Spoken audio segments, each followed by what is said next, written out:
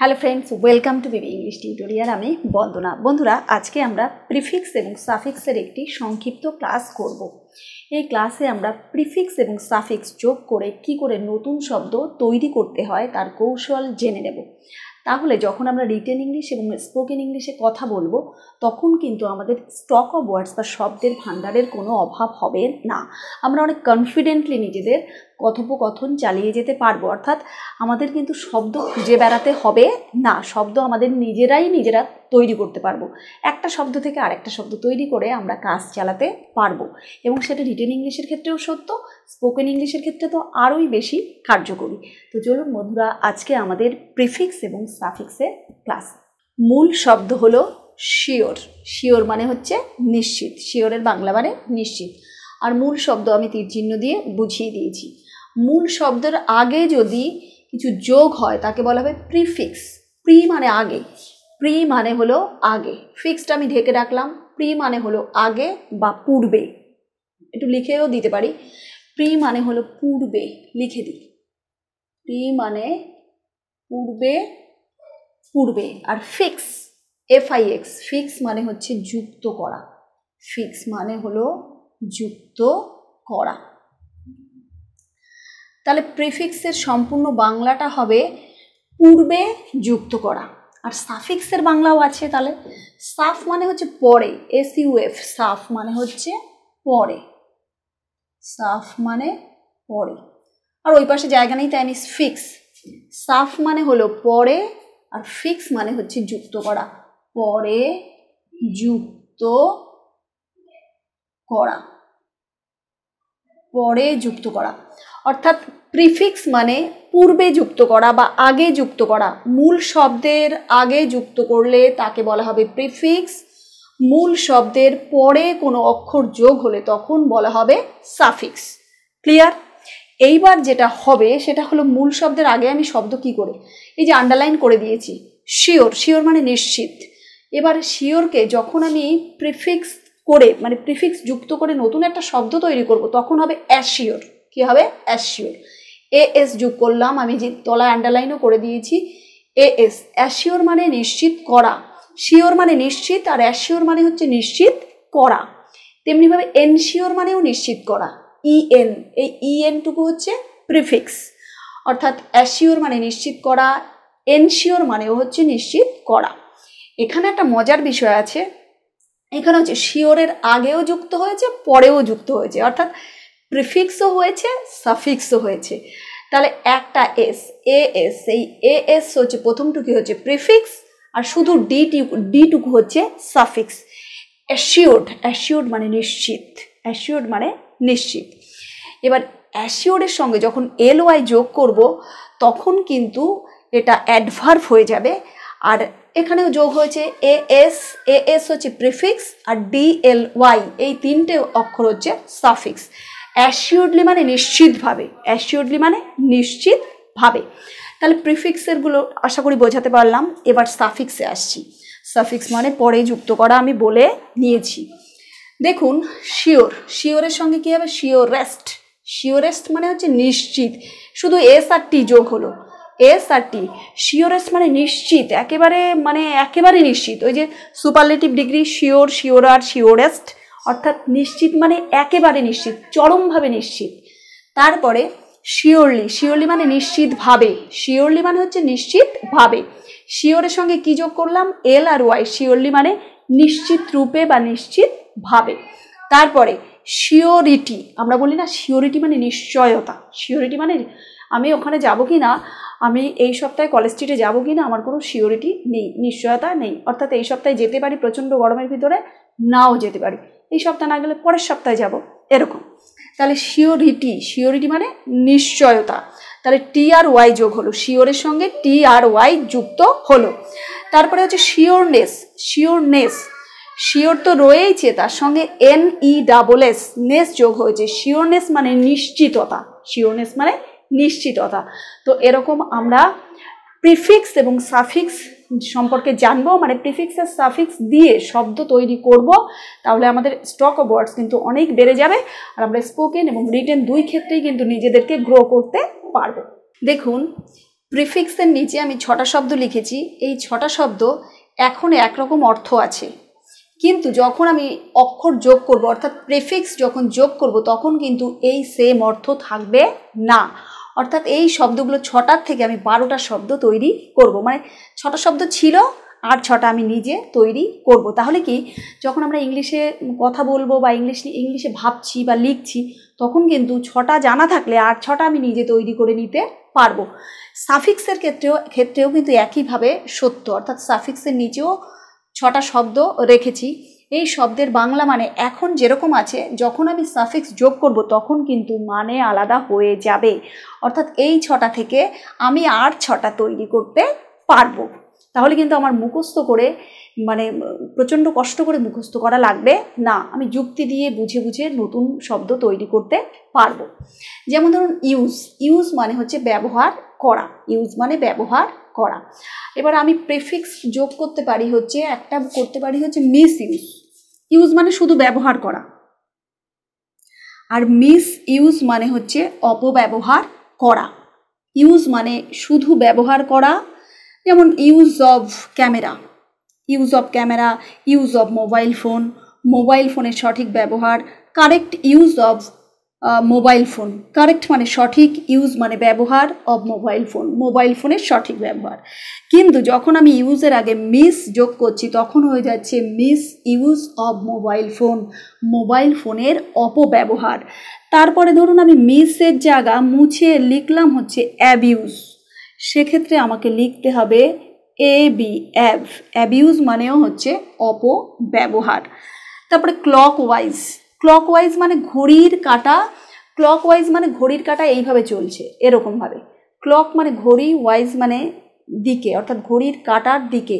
ঘড়ি কাঁটা কীভাবে চলে? এরমভাবে চলে, এরকমভাবে। কিন্তু যখন আমি ওর আগে অ্যান্টি কথাটা যোগ করব তখন হবে ঘড়ির কাঁটার বিপরীত দিকে, হবে ঘড়ির কাঁটার উল্টো দিকে। আমি লিখে দিই অ্যান্টি, এখানে লিখে দিলাম অ্যান্টি। তাহলে অ্যান্টি ক্লকওয়াইজ মানে ঘড়ির কাঁটার বিপরীত দিকে। ঠিক তেমনিভাবে সোশ্যাল মানে সামাজিক, কিন্তু আমি যদি লিখি অ্যান্টি সোশ্যাল তখন হবে অসামাজিক বা সমাজ বিরোধী। লিখে দিই অ্যান্টি সোশ্যাল মানে হচ্ছে সমাজ বিরোধী। তারপরে বায়োগ্রাফি মানে জীবনী, আমি যদি লিখি অটোবায়োগ্রাফি তখন হবে আত্মজীবনী, লিখে দিলাম অটোবায়োগ্রাফি মানে আত্মজীবনী। এখানে আমি একটু ছোট্ট করে বলার লোভ সামলাতে পারছি না, বায়োগ্রাফির সঙ্গে অটোবায়োগ্রাফির ডিফারেন্সটা কি। বায়োগ্রাফি মানে হচ্ছে একজন বিখ্যাত মানুষের জীবনী, যেমন রবীন্দ্রনাথ ঠাকুরের জীবনী, অন্য যারা লিখেছেন সেই লেখাটাকে বলা হবে বায়োগ্রাফি, জীবনী। কিন্তু রবীন্দ্রনাথ ঠাকুর নিজে যেটা লিখেছেন সেটাকে বলা হবে অটোবায়োগ্রাফি, অর্থাৎ নিজের জীবনী নিজে লিখলে তাকে বলা হবে অটোবায়োগ্রাফি। আর রবি ঠাকুরের জীবনী অন্য যারা লিখেছে সেই লেখাগুলোকে বলা হবে বায়োগ্রাফি। তাহলে অটোবায়োগ্রাফি আর বায়োগ্রাফি বোঝাতে পারলাম। বায়োগ্রাফি মানে শুধু জীবনী, অটোবায়োগ্রাফি মানে আত্মজীবনী। এবার রিক্সা আমরা চলি, সকলেই জানি রিক্সায়, কিন্তু রিক্সার আগে যখন আমি অটো যোগ করব AUTO তখন হয়ে যাবে অটো রিক্সা মানে স্বয়ংচালিত রিক্সা। সাইকেল সকলেই জানি, আমরা সাইকেল চালাইও, সাইকেলের আগে যখন বাই কথাটা যোগ করব BI তখন হয়ে যাবে বাইসাইকেল মানে 2 চাকার সাইকেল। এটা গেল প্রিফিক্স। তার মানে 6টা শব্দ ছিল, তার আগে প্রিফিক্স যোগ করে আমি আর 6টা নতুন শব্দ তৈরি করলাম। এবার সাফিক্সের পালা। দেখুন, পোয়েট মানে কবি, আমরা সকলেই জানি পোয়েট মানে কবি, কিন্তু পোয়েটের সঙ্গে যখন ESS এইটা যোগ করব তখন হয়ে যাবে মহিলা কবি বা স্ত্রী কবি। রিনিউ মানে নতুন করা, আমরা বলি না রিনিউ করেছিস, তোর কার্ডটা রিনিউ করেছিস, রিনিউ মানে নতুন করা। কিন্তু রিনিউর সঙ্গে যখন A আর L যোগ করব তখন হয়ে যাবে রিনিউয়াল মানে নূতন বা নবায়ন, নতুন করা আর কি। রিনিউ মানে নতুন করা ভার্ব, আর রিনিউয়াল মানে নূতন, শুধু নূতন। রিনিউ মানে নতুন করা, রিনিউয়াল মানে শুধু নূতন বা নবায়ন। ফ্রি, ফ্রি মানে স্বাধীন, ফ্রি উইল স্বাধীন ইচ্ছে, ফ্রি মানে স্বাধীন, কিন্তু ফ্রির সঙ্গে যখন আমি DOM যোগ করব তখন হয়ে যাবে স্বাধীনতা, অর্থাৎ ফ্রি মানে স্বাধীন, ফ্রিডম মানে স্বাধীনতা। তারপরে কিং মানে রাজা, আমরা সকলেই জানি কিং মানে রাজা, কিংয়ের সঙ্গে যখন ডম যোগ করব তখন হয়ে যাবে কিংডম, তখন হয়ে যাবে কিংডম, এবং বাংলা মানে হবে রাজত্ব। কিং মানে রাজা, কিংডম মানে হচ্ছে রাজত্ব। রাজত্বের ভেতরে রাজা রাজত্ব করেন আর কি, শাসন কার্য পরিচালনা করেন। চাইল্ড মানে হচ্ছে শিশু, চাইল্ড মানে হচ্ছে শিশু, শিশু যে কালটায় থাকে তাকে বলে চাইল্ডহুড মানে শৈশব, কি বলে শৈশব, শৈশবকাল। গার্ল মানে মেয়ে, আর গার্লহুড মানে মেয়ে বেলা বা বালিকা বেলা, মেয়ে বেলা বা বালিকা বেলা। এখানে আমি সাফিক্সের নিচে আন্ডারলাইন করে দিয়েছি, কিন্তু প্রেফিক্সের নিচে আন্ডারলাইন করা হয়নি, একটু করে দিই। এই যে অ্যাভ, anti, anti, auto, auto, bi. তাহলে প্রেফিক্সের ব্যবহার এবং সাফিক্সের ব্যবহার জানলে কিন্তু মুখস্থ করার কষ্টটা আমরা অ্যাভয়েড করতে পারি, নিজেরাই শব্দ নির্মাণ করতে পারি। প্রেফিক্সের নিচে যথারীতি 6টা শব্দ লিখেছি, এই শব্দের বাংলা মানেগুলো এখন যেরকম আছে প্রিফিক্স যোগ করে, অর্থাৎ আগে অক্ষর যোগ করলে সেই শব্দগুলো কিন্তু মানে বদলে যাবে। যেরকম অপারেট মানে পরিচালনা করা, অপারেট মানে পরিচালনা করা, আমি লিখব কোঅপারেট, লিখব কোঅপারেট মানে সহযোগিতা করা। অপারেট মানে পরিচালনা করা, যখন আমি কো যোগ করলাম তখন হয়ে গেল কোঅপারেট, কোঅপারেট মানে সহযোগিতা করা। কোঅপারেট থেকেই কিন্তু এসেছে কোঅপারেশন মানে সহযোগিতা। তারপরে লিঙ্গুয়াল, লিঙ্গুয়াল মানে ভাষাগত, ভাষা সংক্রান্ত, লিঙ্গুয়াল মানে ভাষাগত বা ভাষা সংক্রান্ত, মানে ভাষা নিয়ে যে কাজকর্ম করে আর কি। তা লিঙ্গুয়াল মানে ভাষাগত, কিন্তু আমি যখনই লিখে দেবো বাইলিঙ্গুয়াল, কি লিখব বাই, BI বাই, এখানে হাইফেন যোগ করলাম না। বাইলিঙ্গুয়াল যখন লিখব, শুধু লিঙ্গুয়াল মানে হচ্ছে ভাষাগত বা ভাষা সংক্রান্ত, যখন আমি বাই যোগ করলাম তখন হয়ে যাবে দ্বিভাষিক, অর্থাৎ দুটো ভাষায় যে কথা বলতে পারে। যেমন একজন রামবাবু ইংলিশেও কথা বলতে পারেন, বাংলায়ও কথা বলতে পারেন, তাহলে রামবাবুকে বলা হবে বাইলিঙ্গুয়াল পার্সন, অর্থাৎ দ্বিভাষিক, যিনি কিনা দুটো ভাষায় কথা বলতে পারেন। তারপরে পার্ট, পার্ট মানে অংশ, কিন্তু পার্টের আগে যখন আমি যোগ করব কাউন্টার, কি যোগ করব কাউন্টার, COUNTER, যখন আমি কাউন্টার যোগ করব তখন হয়ে যাবে কাউন্টার পার্ট। শুধু পার্ট মানে কিন্তু অংশ, আর কাউন্টার পার্ট মানে হচ্ছে, যেমন ব্যাংকে আমরা যখন টাকা পয়সা জমা দিতে যাই বা তুলতে যাই, বিশেষ করে যখন জমা দিতে যাই তখন না একটা পার্ট সেই ব্যাংকের মানে যিনি যার কাছে জমা দিচ্ছি তার কাছে সে নিজের কাছে ছিঁড়ে রেখে দেয়, আর একটা পার্ট আমাদের ফেরত দেয়। তাহলে আমাদের কোন পার্টটা ফেরত দেয়, কাউন্টার পার্টটা, মানে ওই পাশেও যা লেখা আছে এই পাশেও তাই লেখা আছে। ভদ্রলোক মানে ব্যাংকের কাকু একটা পাশ ছিঁড়ে, বড় পাশটা ছিঁড়ে নিজের পাশে রাখলেন আর ছোটোটা আমার কাছে ফেরত দিলেন, এই যে ছোটোটা যেটা আমার কাছে ফেরত দিলেন সেটাকে বলবো কাউন্টার পার্ট। কি বলবো কাউন্টার পার্ট, মানে উল্টো দিকের অংশ, দুপাশেই সেম লেখা, একটা উনি রেখে দিলেন, একটা আমাকে ফেরত দিলেন, অর্থাৎ কাউন্টার পার্টটা আমাকে ফেরত দিলেন। তারপরে অ্যাটাক, অ্যাটাক মানে আক্রমণ, আমরা প্রত্যেকে জানি। আমি যদি লিখি কাউন্টার অ্যাটাক তার মানে প্রতি আক্রমণ, COUNTER, কাউন্টার অ্যাটাকের আগে মধ্যখানে একটু ছোট্ট হাইফেন দিয়ে দিলাম। কাউন্টার অ্যাটাক মানে প্রতি আক্রমণ, অর্থাৎ আক্রমণ একটা করছে। এখন যেমন রাশিয়া আর ইউক্রেনের খুবই সমস্যা হচ্ছে, তাহলে ইউক্রেন একটা দেশ, রাশিয়া একটা দেশ, এক দেশ আক্রমণ করলে, রাশিয়া আক্রমণ করলে ইউক্রেনেও কিন্তু থেমে থাকছে না, ইউক্রেন কিন্তু কাউন্টার অ্যাটাক করছে, অর্থাৎ প্রতি আক্রমণ করছে। তারপরে ফ্রস্ট, ফ্রস্ট মানে বরফ, আর ডিফ্রস্ট মানে বরফ গলানো, ডিফ্রস্ট মানে হচ্ছে বরফ গলানো। আমি একটু শর্ট করে প্রিফিক্সগুলোর তলায় আন্ডারলাইন করে দিই, কাউন্টার পার্ট, কাউন্টার, এবার আছে ট্রেন। ফ্রস্ট মানে কি বললাম বরফ, আর ডিফ্রস্ট মানে হচ্ছে বরফ গলানো। ট্রেন মানে ট্রেন সকলেই জানি, আমি লিখলাম ট্রেন, কি লিখলাম ট্রেন, ট্রেন মানে ট্রেন থেকে নামা, ট্রেন থেকে নামা। তারপরে ডেভেলপ, ডেভেলপ মানে হচ্ছে বিকাশ, ডেভেলপ মানে বিকাশ করা, বিকশিত করা, উন্নত করা। কিন্তু আমি ডেভেলপমেন্ট যখন লিখে দিলাম MENT, একটা মজার হচ্ছে এইগুলো সবগুলো নিচে MENT হবে, তাই আমি একদম মানে আমার খুব ভালো লাগছে যে পরপর শব্দগুলো সবগুলোই মেন্ট যোগ হবে। তাহলে ডেভেলপ মানে বিকাশ করা, আর ডেভেলপমেন্ট মানে শুধু বিকাশ, নাউন হয়ে যাচ্ছে। আরেকটা বলতে পারি ডেভেলপ মানে উন্নয়ন করা বা উন্নতি করা, আর ডেভেলপমেন্ট মানে শুধু উন্নয়ন।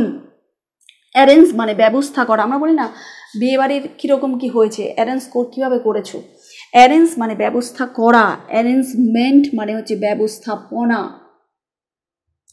তাহলে অ্যারেঞ্জ মানে ব্যবস্থা করা, আর অ্যারেঞ্জমেন্ট মানে হচ্ছে ব্যবস্থাপনা। ইমপ্রুভ মানে উন্নতি করা, ইমপ্রুভ মানে উন্নতি করা, ইমপ্রুভমেন্ট মানে শুধু উন্নতি, ইমপ্রুভমেন্ট মানে শুধু উন্নতি। পানিশ মানে শাস্তি দেওয়া, পানিশ মানে শাস্তি দেওয়া, পানিশমেন্ট মানে শুধু শাস্তি, পানিশমেন্ট মানে শুধু শাস্তি, আর পানিশ মানে শুধু শাস্তি দেওয়া। অর্থাৎ এইগুলো ভার্ব আর মেন্ট যোগ করে আমি নাউন করে দিলাম। এবার পেভ, পেভ মানে শান বাঁধানো বা পাথর বাঁধানো, প্রস্তর বাঁধানো, শান বাঁধানো, পাথর বাঁধানো, প্রস্তর বাঁধানো, একই ধরনের বাংলা। এবার পেভমেন্ট কি যোগ করে দিলাম, মেন্ট, MENT, মেন্ট। যখন আমি পেভের সঙ্গে মেন্ট যোগ করলাম তখন হয়ে গেল ফুটপাথ, অর্থাৎ পায়ে হাঁটা রাস্তা, যেটা কিনা শান বাঁধানো অর্থাৎ পাথর বাঁধানো বা প্রস্তর বাঁধানো। তারপরে জাজ, জাজ মানে হচ্ছে বিচারক, জাজ মানে বিচারক। জাজের সঙ্গে যখন আমি মেন্ট যোগ করলাম, জাজের সঙ্গে যখন আমি মেন্ট যোগ করলাম তখন হয়ে যাবে রায়। জাজ মানে বিচারক, জাজের দুটো বাংলা, একটা হচ্ছে বিচারক আর একটা হচ্ছে বিবেচনা করা, রায়দান করা। আর জাজমেন্ট মানে শুধু রায়, তার মানে জাজের দুটো বাংলা বললাম, একটা হচ্ছে বিচারক যিনি বিচার করেন, আর একটা হচ্ছে বিবেচনা করা, বিচার করা, রায় দেওয়া। তাহলে দুটো বাংলা বলেছি। এবার দুটো বাংলার সঙ্গে যখন দুটো বাংলার ইংলিশ হচ্ছে জাজ, এই জাজের সঙ্গে আমি মেন্ট যখনই যোগ করব তখন তার বাংলা হয়ে যাবে রায়। জাজমেন্ট মানে হচ্ছে রায় অথবা রায় দান। তো বন্ধুরা, প্রেফিক্স এবং সাফিক্স নিয়ে যে ক্লাসটা করলাম, এই ক্লাসটা আপনাদের কেমন লাগলো কমেন্ট সেকশানে কমেন্ট করে জানাবেন। ভালো লাগলে লাইক করবেন, সাবস্ক্রাইব করে পাশে থাকবেন, আর নোটিফিকেশান বেলটি অবশ্যই অন রাখবেন। সবাই ভালো থাকবেন। Thanks to all.